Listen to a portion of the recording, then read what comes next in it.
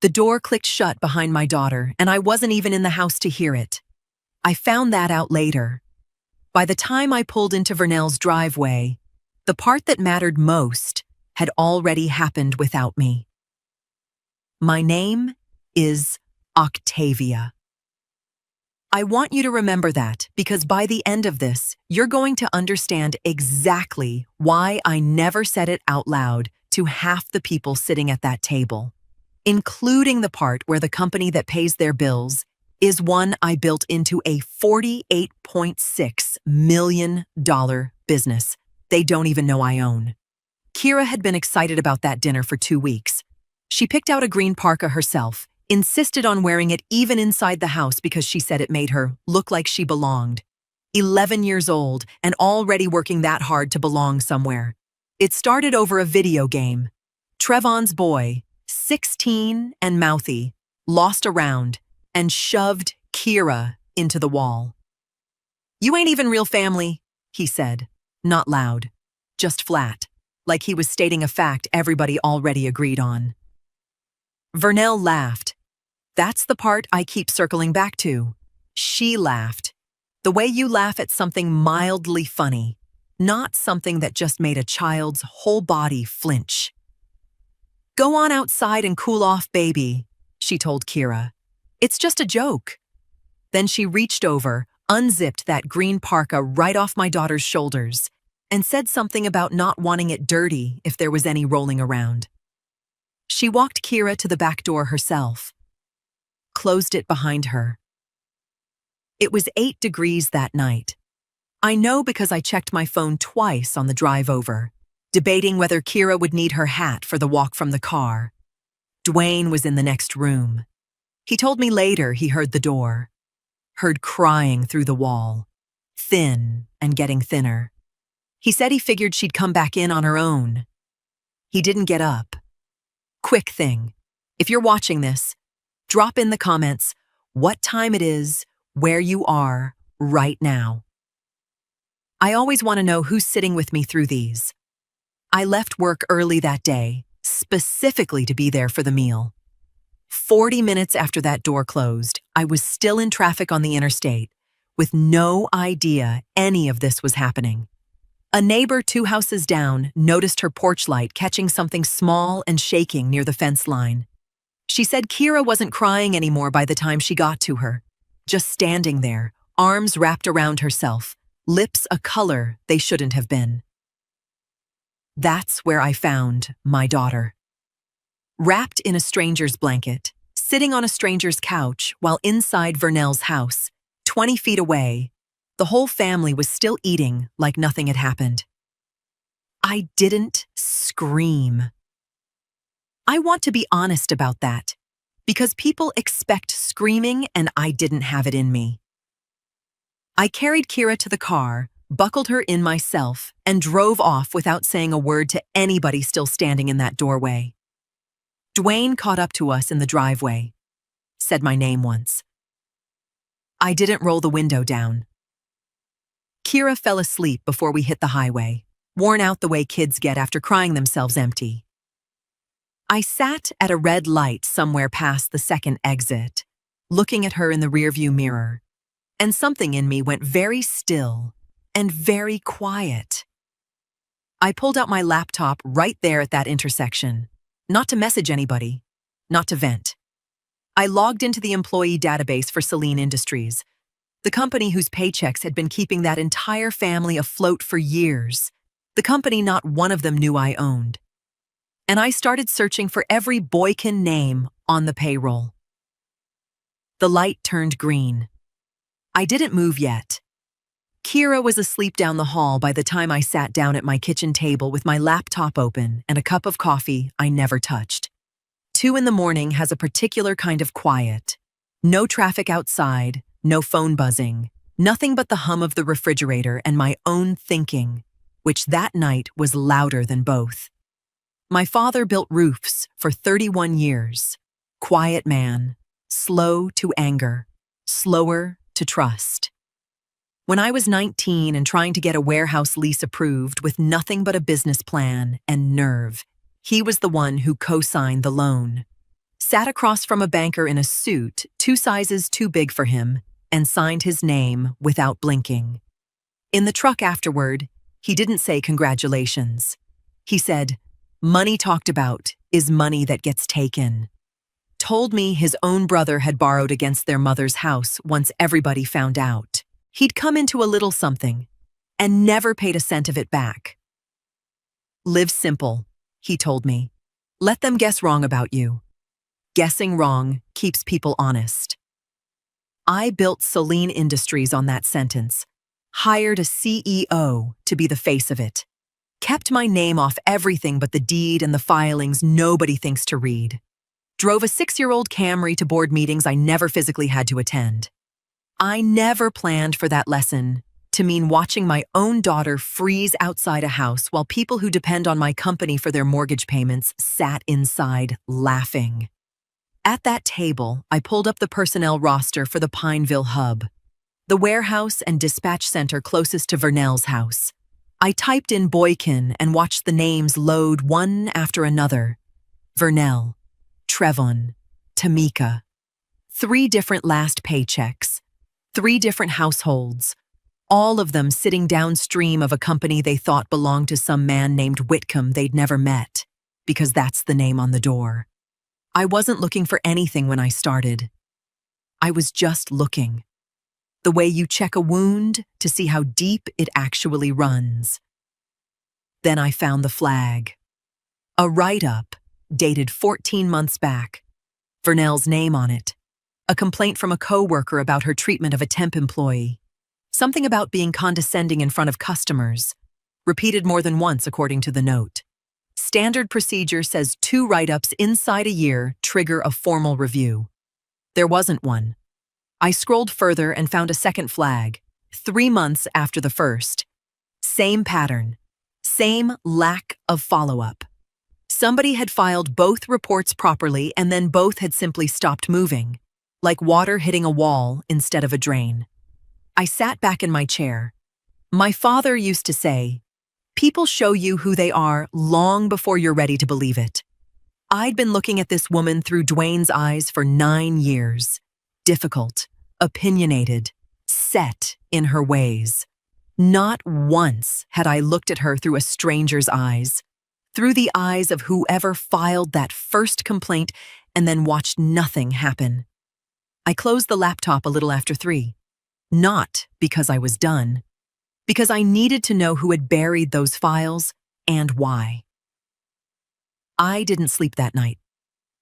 By 6 in the morning, I had the employee handbook pulled up on my laptop, the same handbook I'd written the foreword for years ago and never actually read past page 1. I went looking for something specific. I found it on page 43, under a header most employees skip past without thinking twice. Duty of care disclosure. Any employee under active investigation by Child Protective Services or named in a founded welfare concern involving a minor is required to self-report to Human Resources within 5 business days. Standard language. The kind of clause that exists because some insurance company somewhere demanded it, not because anybody expected to use it. I read it 3 times. Nobody had called CPS yet. Not me, not the neighbor, not anyone, as far as I knew. But if they did, this clause meant Vernell would be required to walk into her own HR office and say it out loud. Not me forcing anything. Just paper. Doing what paper does. I sat with that for a long time before I picked up my phone. Walter Greaves had been Celine's HR director for 6 years. I'd met him twice, both times in passing, both times introduced only as Octavia, from ownership, which in a company that size means almost nothing to anybody who isn't looking closely. I called from a blocked number, kept my voice flat, and a half step higher than usual. "Mr. Greaves, hi. I'm doing an internal ownership audit on the Pineville location, just confirming some compliance language. Can you walk me through how the duty of care disclosure policy actually gets enforced on your end?" There was a pause, longer than the question called for. "Sure," he said slowly. If an employee's flagged through a county filing, our system cross-checks it against active staff, generates an internal report, requires sign-off before any action's taken. Sign-off from who? Another pause. This one felt different, measured. Ownership usually. Sometimes legal. A beat. Can I ask who I'm speaking with? Just doing the audit, I said. Something in his tone shifted, quieter now, like he was choosing each word with more care than the conversation required. Most people doing a routine audit call from the main line, not a blocked number. And most people doing a routine audit don't ask follow-up questions like that. My stomach dropped slightly, though I kept my voice even. It's a thorough audit. I'm sure it is, he said. Then, after a pause long enough that I almost spoke, just to fill it. Ms. Renfro. I didn't say anything. I've known who you are for a while now, he said, gently, like he was handing me something fragile instead of dropping a weight on my chest. 3 years, give or take. I'm not in the habit of announcing it. Wasn't sure you'd want me to. The room felt smaller than it had 30 seconds earlier. How? I managed. Did you? That's a longer conversation? He said. One I don't think either of us wants to have over the phone. I sat there holding my own cell phone like it had just told me something about myself I didn't know yet. I called him back an hour later from my actual number. No point pretending anymore. How? I said again, no preamble this time. Greaves exhaled, the kind of sound a man makes when he's been waiting years to set something down. Signature audit. 3 years ago, legal had me cross-check every authorization on file against our insurance carrier's records after a claim got disputed.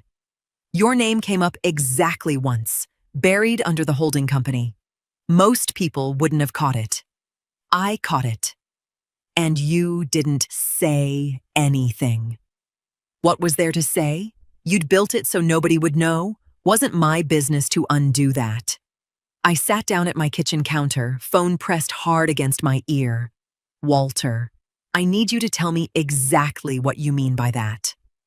A pause, then slower. There've been complaints over the years. About the Pineville hub. About a few of your husband's family specifically. Small things. Mostly. Tone with customers. Attitude with temps. I made some of them go quiet before they reached a formal stage. My chest tightened. Why would you do that? Because I figured a woman who hides what she owns from her own family doesn't want her name attached to firing them either. I thought I was protecting you. He let that sit a second. I see now I might have been wrong about what protecting you actually looked like. I thought about Vernell's file. 2 flags, 14 months apart. Both stopped cold, like water hitting a wall. That complaint last year, I said quietly. About a temp employee. You buried that. I downgraded it. Didn't bury it exactly. There's a difference, even if it doesn't feel like one right now.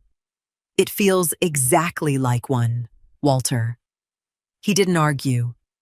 I hung up without saying goodbye, which wasn't like me.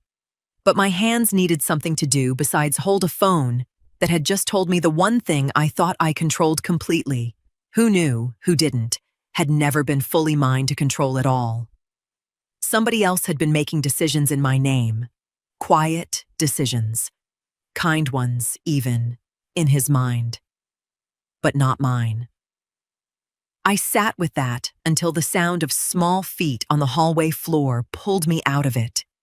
Kira stood in the kitchen doorway in her pajamas, hair still in the 2 braids I'd done that morning, holding her stuffed rabbit by one ear the way she only did when something was sitting wrong in her.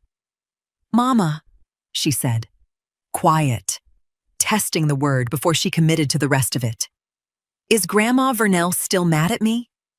I felt something crack open in my chest, slow and total. Baby, why would you think that? She shrugged. The The kind of shrug kids do when they've been turning a thing over alone and don't have the words yet for how heavy it's gotten. She said it was a joke. But she looked mad. Like I did something. Her voice dropped lower. Did I do something? I crossed the kitchen and knelt down so we were eye level, rabbit ear and all. No, I said. You didn't do anything, Kira. Not one thing. She nodded slowly, the way kids do when they want to believe you more than they actually do. She'd been carrying that alone since the night it happened, telling no one, not me, not Dwayne, not anyone, until tonight, standing in a kitchen doorway in her pajamas, finally asking the question out loud. Greaves called me back 2 days later, his voice careful in a way it hadn't been before. I need to ask you something directly, he said, and I need you to answer me as the owner, not as whatever you've been to me on these calls before. Go ahead. The neighbor who took your daughter in that night. She mentioned to a mutual friend she's considering filing something with the county. If that happens, it triggers the disclosure clause automatically. Vernell's name surfaces in our system whether anybody wants it to or not. He paused. I can soften how that lands. I've done it before. You know that now. Or I can let it move exactly the way it's written to move, no matter who it touches. I stood at my kitchen window, looking out at nothing in particular, turning the question over like a stone I didn't want to keep holding.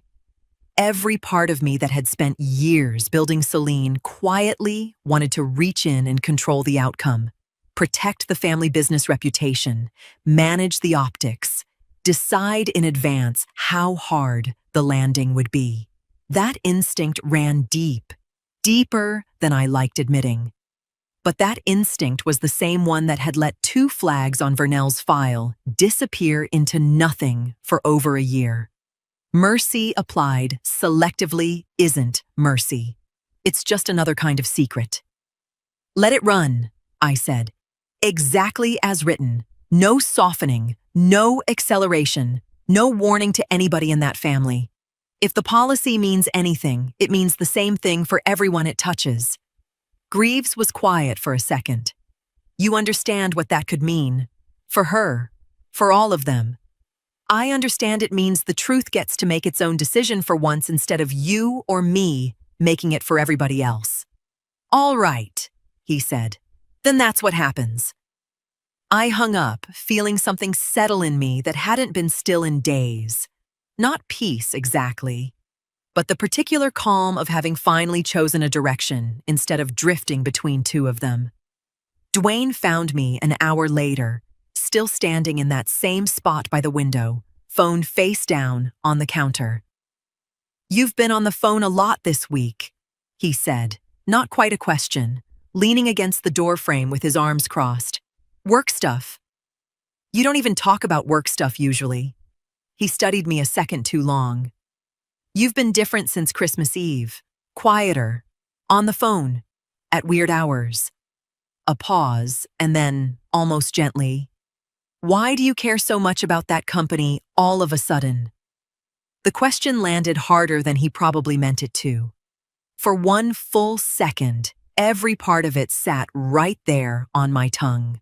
The holding company, my father's signature, Greaves and his 3 years of knowing, Vernell's buried file, all of it, ready to spill out in one breath that would end 9 years of careful silence in under a minute.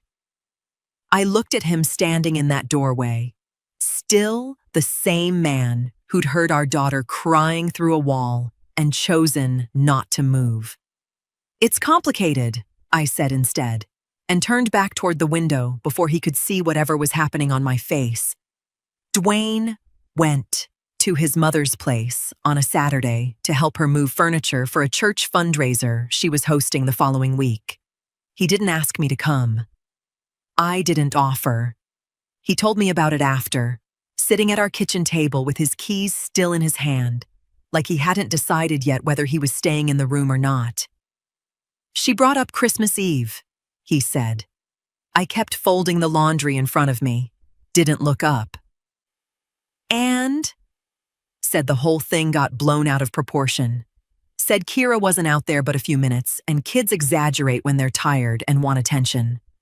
He said it flat, reporting it rather than defending it, but reporting it without correction is its own kind of agreement. Did you tell her how long Kira was actually out there? I didn't think it would help anything. I set the shirt down I was folding. Did you tell her how cold it was that night, Dwayne? Did you mention the part where a stranger had to wrap our daughter in a blanket because nobody in that house went looking for her? He didn't answer that directly. She's 71 years old, Octavia. I wasn't going to stand in her kitchen and tear into her. I'm not asking you to tear into her. I'm asking why you can defend her so easily and you couldn't say one word for your own daughter that night, or apparently since. Something flickered across his face. Not quite guilt. More like irritation at being made to look at something he'd rather leave covered. It's not that simple. It's exactly that simple. He was quiet for a second, then added, almost like an afterthought he hadn't meant to say out loud. She did ask me something strange, though. Wanted to know if I'd heard anything about changes coming at her job. Said something felt off lately. People acting funny around her at the hub. He looked at me a beat too long. You wouldn't know anything about that, would you? Why would I know anything about your mother's job? He shrugged. Let it drop. The way he let most things drop when pushing further might cost him something he wasn't ready to pay. I didn't bring up Kira again that night. There wasn't a point repeating myself to a man who'd already shown me, twice now, exactly where his loyalty settled when it mattered. Later, after dinner, I sat on the edge of Kira's bed while she colored and mentioned, as casually as I could manage, that her cousin's birthday party was coming up at Vernell's house the following weekend. Do you want to go? I asked. Kira didn't look up from her coloring book. No. You sure? It's your cousin's party, not… No, she said again. Firmer this time, still not looking at me, her crayon pressing harder into the page than the picture really needed. I felt the old instinct rise in me, the one that wanted to coax her gently toward going anyway, smooth things over, keep the peace the way I'd been taught my whole life to keep it. I didn't reach for it. Okay, I said instead. You don't have to go. She looked up at me then, like she hadn't expected that answer at all. The neighbor filed her report on a Tuesday. I didn't know that yet. I was at home making Kira's lunch for school, not thinking about Celine at all for once. What I know now, I only pieced together after. Greaves walked me through it later, step by step, the way you'd explain a fire after the smoke's already cleared. The county's filing went into the system the way these things do, quiet and procedural, landing in a database most people never think about. Celine's compliance software runs a nightly cross-check against every county and state filing tied to current employees. Standard practice for a company carrying the kind of liability coverage we do. It's not dramatic. It's not anybody making a phone call in anger. It's just code, doing exactly what it was built to do. By Wednesday morning, the system had matched Vernell Boykin's name against an open county filing and flagged her employee file as non-disclosed under the duty of care policy. The same clause I'd read 3 times at my kitchen table weeks earlier. No human decided to flag it. No human needed to. An escalation report generated automatically. 1 signature required before any corrective process could move forward. Ownership. I think about that morning a lot now, how far away I was from all of it while it was happening. I was rinsing a juice box lid in my sink while 25 minutes away, a server somewhere was quietly assembling a document with my name on the authorization line.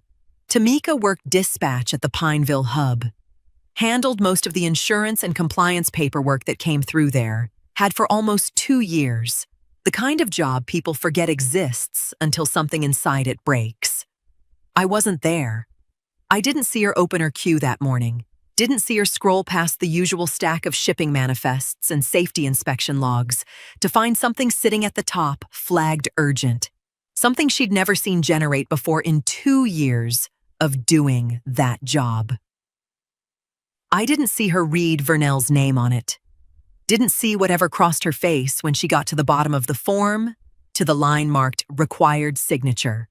Owner of record, where a name sat that didn't belong to Mr. Whitcomb. Didn't belong to anybody she'd ever heard mentioned in a meeting or seen on a memo. O. Renfro. Greaves told me later that Tamika called him within 4 minutes of opening that document, her voice tight and confused, asking him flat out if there was some kind of mistake in the system.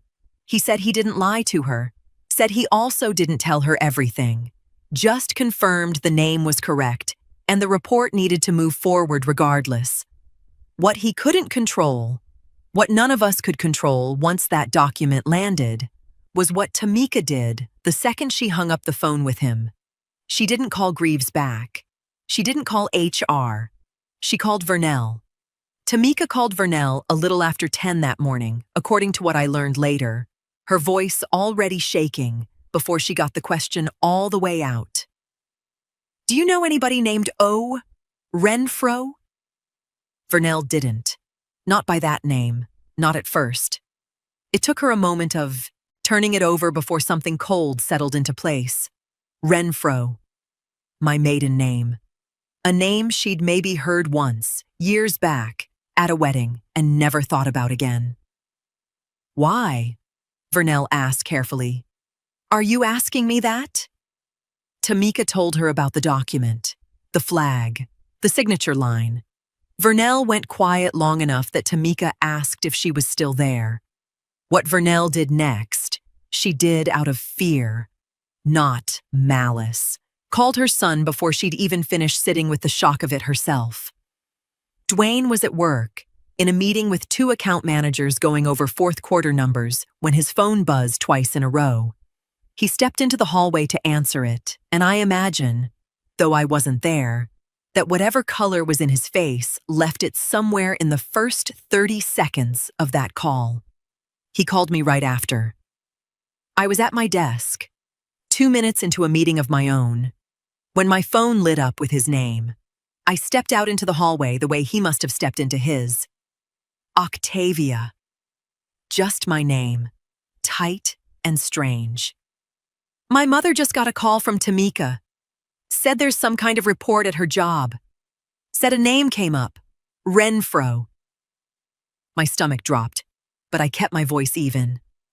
Okay. Is it true?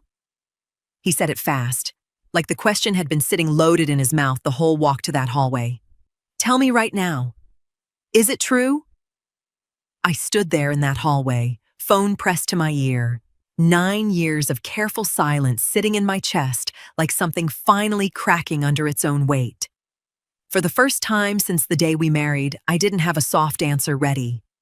I didn't reach for "it's complicated" or "we'll talk about it later." I opened my mouth. And for once, the truth was right there waiting instead of something gentler standing in front of it. That same afternoon, before I'd even made it home to face whatever was coming, Kira called me from her after-school program, her voice small on the other end of the line. Mama, Daddy called Grandma's house, and he sounded really upset. I heard him say your name a lot. A pause. The kind kids leave when they're working up courage.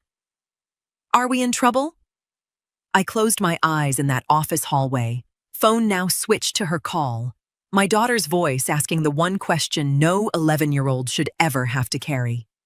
No, baby, I said, steadying myself. Nobody's in trouble. I wasn't sure yet if that was true. Back on the other line, Dwayne was still waiting, breathing hard enough that I could hear it through the phone. Octavia, he said again, quieter now. Is it true? Dwayne was waiting at the kitchen table when I got home, jacket still on, like he hadn't decided yet whether he was staying or walking back out. Sit down, he said. Not unkind, just final. I sat. Start from the beginning, he said. I want all of it. My father co-signed a warehouse loan for me when I was 19. I kept my voice steady. Told me to keep my name off it. Said money talked about gets taken. 19 years old and you've been lying to me since the day we met. Not lying. Withholding. There's a difference, even if it doesn't feel like one right now. He laughed, short and humorless. That's exactly what Greaves said to you. Word for word, almost. I didn't flinch. Because it's true for both of us, apparently. So, you own it. The whole company, not some piece of it. All of it. He sat back, ran a hand over his face.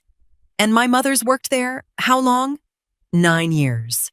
Since before we married. You knew that the whole time. I knew she worked there.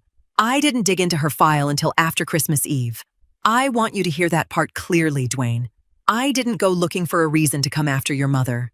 I went looking because my daughter stood outside in the cold for 11 minutes, and I needed to understand who I was dealing with. His jaw tightened. And what did you find? 2 write-ups, conduct complaints, over a year old. Both of them just stopped. Never escalated the way policy says they should have. You buried them? No. I held his eyes. Somebody else did. Before I even knew they existed. He went still. Somebody else. I let that sit a second longer than I needed to, weighing exactly how much further this conversation was about to go. Greaves found out who I was 3 years ago, I said finally. A signature audit. He's known the whole time we've been sitting across from your mother at every holiday. Dwayne's face shifted, something working behind his eyes that hadn't fully landed yet. 3 years. Yes. And he never said anything. To me, to her, to anybody. No. Why? He thought he was protecting me. Said a woman who hides what she owns probably doesn't want her name attached to firing her own family. Dwayne stood up so fast the chair scraped hard against the floor. He walked to the window, back to me, hands braced on the counter like he needed something solid under his palms. So this whole time, he said slowly, there's been a man at your own company quietly deciding what my mother gets held accountable for and what she doesn't, based on protecting you. Yes. He turned around. Whatever had been building in his face settled into something sharper, more pointed than anger, closer to dread. Did he know? Dwayne said, this whole time, before Christmas Eve, before any of this. Did Greaves already know what kind of woman my mother was at that job, and decide on his own that none of us needed to know it either? I didn't answer right away, because the honest answer meant deciding, right there at my own kitchen counter, whether I was about to protect one more secret, or finally let every single one of them fall where they landed. Yes, I said finally. He knew. Before Christmas Eve. Before any of it.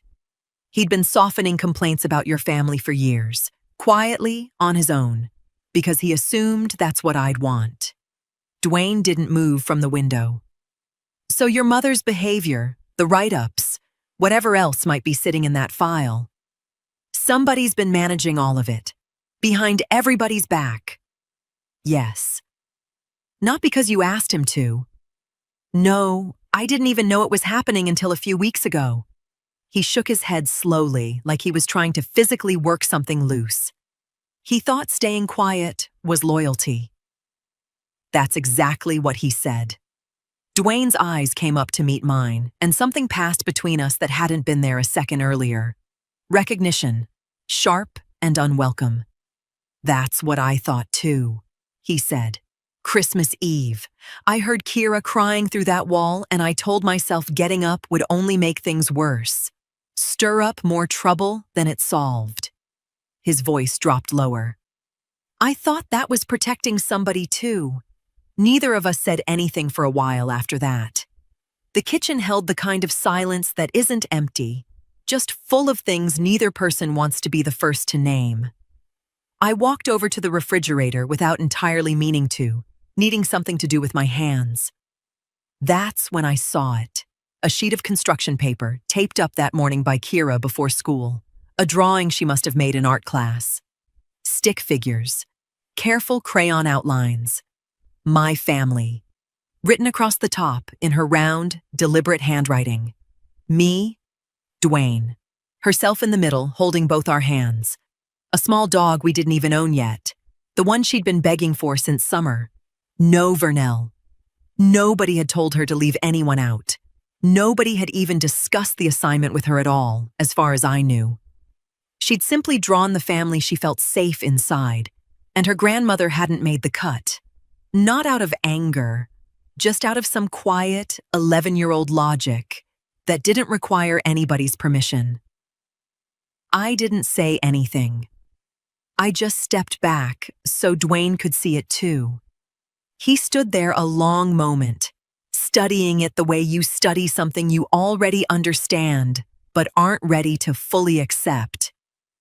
She didn't even think about it, he said quietly. She just left her off. Kids don't lie about who feels safe, I said. They don't have the energy for it yet. He looked at the drawing a while longer, then back at me. Something different in his face now than the anger that had been sitting there all evening. Greaves thought silence was protecting you, he said slowly. I thought silence was keeping the peace. He gestured toward the fridge, toward that careful, unguarded drawing. And the only person in this whole mess who never said a word about any of it is the one who's been paying for it the longest. He sat back down at the table, quieter than I'd seen him in days, maybe longer. I'm starting to understand, he said, what silence actually costs people. Greaves called me 3 days later to walk me through what came next. The way he'd been doing since that first phone call, like he owed me a kind of transparency he hadn't offered anyone in years. Formal reviews are scheduled, he said. Vernell Thursday morning, Tamika Friday afternoon, separate meetings, separate findings, standard procedure from here. 2 HR staff in the room, union rep available if either of them wants one. Full documentation either way. Findings on both get delivered together. At the regular staff meeting Friday afternoon. Once Tamika's review wraps. And my role in that room is what? Exactly? None, if you don't want one. Your ownership. You can sit in if you choose to. Most owners don't, for exactly this kind of thing. Keeps the process clean. Keeps it about policy instead of personal history. I thought about that for a long moment. Some part of me, the part that had spent weeks collecting names and dates and buried files, wanted to be in that room. Wanted to watch. I won't be there, I said. Either day. You're sure? I'm sure. Whatever happens needs to happen because the policy says so, not because I walked in and made it happen. That's the only way this means anything. He didn't argue. I think in some way, he respected it. Maybe even understood it as the cleanest answer he'd gotten from me yet. Thursday came and went without a single call from anyone. I went to work, picked Kira up from school, made dinner. The strange, ordinary motions of a day happening on top of something enormous that I had no hand in steering anymore. Friday evening, I was rinsing dishes when headlights swept across our front window, too sharp and too sudden for anyone we were expecting. Vernell was at our door within a minute, hand raised to knock before I'd even reached it myself. I opened it to find her standing on the porch in her church coat, eyes red, voice already climbing before I'd said a word. You need to fix this, she said, right now, tonight. Vernell, don't. She stepped forward, close enough that I had to hold the door steady. Don't stand there acting like you don't know exactly what's happening to me. They're talking about my position. My position. Octavia. 9 years at that company, and some computer decides I need a formal review like I'm some stranger off the street. Dwayne appeared behind me in the hallway, going still when he saw who it was. I didn't make that decision, I said, keeping my voice level. The policy did. The same policy that's been on the books since before either of us worked there. Don't give me that, she snapped. You own the company. You can make one phone call and end this whole thing tonight, and you're standing here telling me you won't. I'm telling you it's not mine to end. Not this time. Her eyes moved past me to Dwayne, searching his face for something. Backup, maybe. The same silence he'd given her every other time this came up. Tell her, Vernell said, voice cracking now. Tell your wife to fix this. I watched Dwayne, waiting. My whole body braced for whichever direction this was about to break. Dwayne didn't speak. Not yet. He stood in that hallway, silent, the same way he'd stood silent in his mother's house on Christmas Eve. And something about that stillness gave me exactly the room I needed. Vernell, I said, keeping my voice even, almost gentle, the same register she'd used standing over my daughter on her own back porch. I think you're upset right now. I understand that. Don't talk to me like I'm a child. I'm not. I'm talking to you the way you talked to Kira that night. Calm, reasonable, like none of it was really that serious. She blinked, caught off guard by the shift. It's just a review, I went on. A process. Nobody's decided anything yet. You're getting worked up over something that hasn't even happened. That's not the same thing. Isn't it? I tilted my head slightly. You took a child's coat off her body and put her outside in 8-degree weather. And when I asked you about it, you told me it was just a joke. Nothing to get upset about. I'm only offering you the same comfort you offered her. Her mouth opened, then closed. For the first time since I'd known her, Vernell Boykin had nothing readily available to say. I'm not going to call anyone tonight, I continued. Not Greaves, not HR, not the review board. Whatever happens in that meeting happens because of choices you made, recorded by people who aren't me, going back over a year before any of this started. I didn't write those complaints. I didn't ignore them. Somebody else did that, for reasons that had nothing to do with you deserving better. You could still stop it, she said, quieter now, something closer to pleading creeping into her voice. One phone call, Octavia. That's all it would take. I know. I held her eyes. I'm choosing not to make it, the same way you chose not to open that door sooner. Her face crumpled, anger draining into something rawer, more frightened. 9 years, she whispered. 9 years, I worked at that place. And 11 minutes, I said, is how long my daughter stood outside in the cold while you ate dinner 20 feet away. The porch went silent, except for the wind moving through the trees behind her. I expected her to push further, to find some new angle, some new accusation to throw at the space between us. Instead, she just stood there, smaller somehow than she'd looked walking up the driveway, like the weight of her own words from that night had finally found their way back around to her. Behind me, I heard Dwayne shift his weight, felt him step out of the doorway and into the porch light beside me for the first time since she'd arrived. Mama, he said. Just that. One word. Quiet.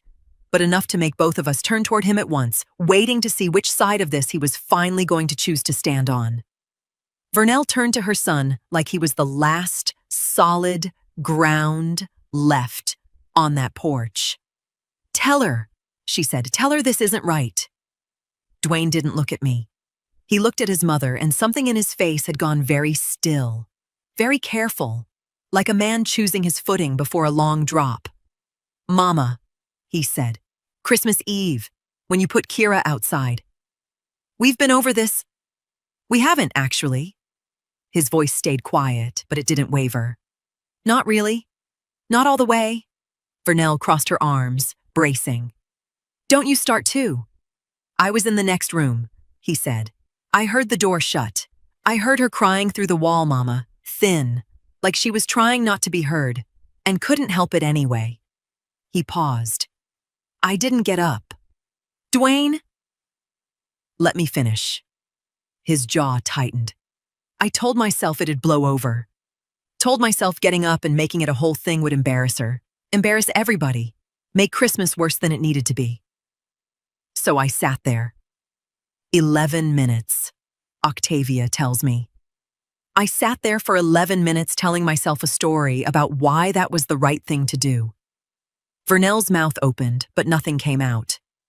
It wasn't your joke that hurt her the worst that night, he said. And now his eyes did move to me, briefly, before going back to his mother. It was me, doing nothing while it happened. You said something cruel in a moment, Mama. I had 11 full minutes to fix it, and I chose comfort instead. That's worse. That's so much worse. And I've spent weeks letting you be the only one who has to carry this. You raised her since she was small, Vernell said, voice cracking now, smaller than I'd ever heard it. You're supposed to take my side.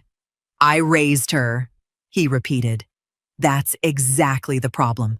I've been her father in every way that matters since she was 3 years old, and I forgot what that was supposed to mean for 11 minutes. I've been trying not to look at it ever since. The porch held a silence different from any that had come before it. Not tense exactly, just exhausted, like something heavy had finally been set down after being carried too long. Vernell looked between the two of us, and for the first time all evening, I watched the fight drain fully out of her shoulders. Not surrender. Just a woman realizing all at once that the room had run out of people willing to defend her unconditionally. So that's it, she said quietly. Both of you against me. Nobody's against you, Dwayne said. I'm just done pretending I wasn't part of it.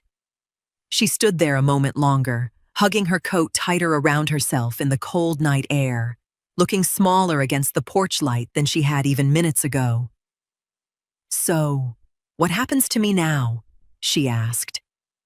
The question came out thin, almost childlike, aimed at no one in particular. Not really to Dwayne, not really to me, more like she was asking it of the whole night itself. Neither of us answered right away. I wasn't there. I'd made that decision weeks earlier, and I held to it, even for this. But Greaves called me that evening and walked me through it slowly, like he understood I needed to hear it in order, start to finish, to believe it had actually happened. The Pineville hub held a staff meeting most Fridays anyway, routine scheduling updates, nothing anyone paid much attention to. This one had been moved to the main floor instead of the usual back office, every shift represented, close to 40 people standing or leaning against pallet racks at 4 p.m. Greaves said he kept his voice level, official, the same tone he'd use for any policy update. He didn't explain why. He simply announced that, effective immediately, the supervisory and customer-facing role at the Pineville hub was being restructured, with reassignment pending to a position with no direct staff oversight. Then he said Vernell's name. Greaves told me she was standing near the front, close enough that there was nowhere for her to go that wouldn't have looked like running. He said her face didn't change much at first, like she was still hoping it might be about somebody else, right up until he said her name plainly and the room's eyes shifted with his.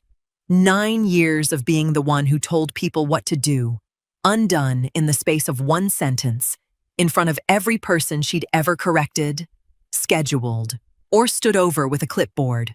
Nobody needed the reason spelled out. Most of them already had their own theories, and the look on her face confirmed enough. Tamika's name came next, a brief mention of a retraining requirement tied to recent compliance updates, nothing singling her out beyond that.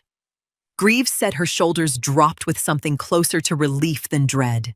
No change to her role. A second chance, clearly marked as exactly that, and vague enough that nobody in the room read it as punishment. He said the room didn't react loudly. No gasps, no whispers he could hear.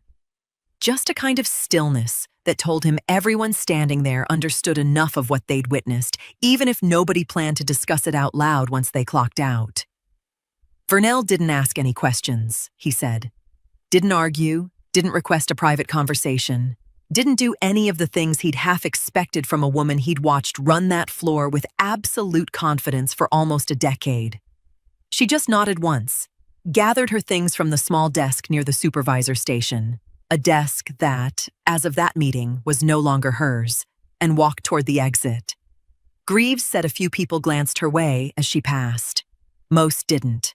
The room had already moved on to checking their phones, gathering jackets, the ordinary motion of a workday ending, as if nothing enormous had just happened in the middle of it. He watched her through the front windows after she left the building, said she stood in the parking lot for almost a full minute before getting into her car, not moving, not reaching for her phone, just standing there in the cold, the way somebody stands when they've finally run out of anywhere left to direct their anger. She didn't call anyone, as far as he knew. She didn't come to my house again either. She just drove away, alone, for maybe the first time in this entire story, looking exactly like what she was. A year passed quieter than the one before it. We didn't go to Vernell's for Christmas Eve this time. Didn't go anywhere, really. Just our own house, lights strung low along the porch railing, a fire going in the den, the three of us moving through the evening at whatever pace felt right, instead of whatever pace the holiday usually demanded. Kyra picked out her own outfit again, the way she had last year, except this time it was a soft red sweater, nothing she needed to prove anything by wearing. She'd grown an inch since Christmas Eve, taller now, a little more sure of herself in ways that had nothing to do with height. Dwayne spent most of the afternoon in the kitchen with her, the two of them making a mess of the counter trying to get a gingerbread house to stand up straight. I watched from the doorway for a while before he noticed me noticing, and waved me over instead of asking if I needed anything. "Wall's not gonna hold," Kira told him seriously, holding up a piece of candy cane like evidence. "It'll hold," he said. "We just gotta brace it." He did too, held the wall steady with one hand while she pressed the icing into place, patient in a way I hadn't seen from him in years, maybe ever. Small thing. The kind of small thing that means nothing on its own and everything stacked up against everything it replaced. Later, after Kira had gone to bed, he found me on the back porch, 2 mugs of something warm in his hands. "You good?" he asked, handing one over. "I'm good." He leaned against the railing beside me, quiet for a moment, looking out at the yard the way people look at things when they're really looking at something further off than that. "I keep thinking about that door," he said. "How easy it would have been to just open it." "You don't have to keep thinking about it." "I think I do. A little." He glanced at me. Keeps me honest about what I let slide and what I don't anymore. I thought about Greaves, about the quiet years he'd spent making decisions in my name that were never his to make, about my father's voice in that truck all those years ago, certain he was protecting me with every word. Good intentions, wrapped tight enough around silence that nobody noticed the shape they were actually taking. "I'm not hiding what I own anymore," I said. "Not from you, not at the company. Greaves knows it's out in the open now. No more burying anything on my behalf." "I noticed," Dwayne said. "Tamika told me you came to the hub last week. First time anybody there's seen your face." Felt strange, I admitted. Good strange. From inside the house, faint through the window, we heard Kyra laugh in her sleep. That particular, unguarded sound kids make when nothing in their dream is asking them to be careful. I hadn't heard that sound in over a year.